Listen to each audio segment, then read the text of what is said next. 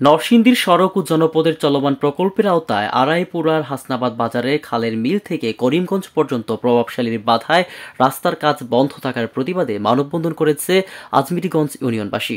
শুক্রবার বিকেলে Ajmiriganj railway station এলাকায় এই মানববন্ধন অনুষ্ঠিত হয়।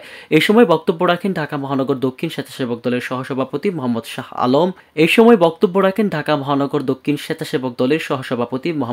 আলম শাহ, আজমিরগঞ্জ ইউনিয়ন বিএনপি সাংগঠনিক সম্পাদক জাহাঙ্গীর আলম, ইউনিয়ন ছাত্রদলের সাবেক সাধারণ সম্পাদক অ্যাডভোকেট মমিন মিয়া, ব্যবসায়ী হাসান আহমেদ ভুইয়া, ব্যবসায়ী রিয়াজ ব্যাপারী, ছাত্রদল নেতা কাজী রায়হান ও ছাত্রদল নেতা রমজান মিয়া সহ আরও অনেকেই।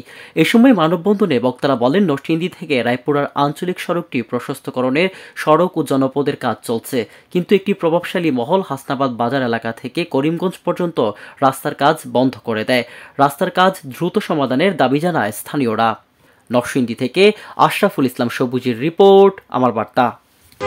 যারাই আজকে এই রাস্তার জন্য বাধা দিয়ে থাকেন, আমি তাদেরকে বলবো, আপনারা জনগণের স্বার্থে, এলাকার স্বার্থে অবশ্যই আপনারা যে জমি আপনারা দখল করে আছেন সেই জমি অবশ্যই আপনারা ছেড়ে দিবেন।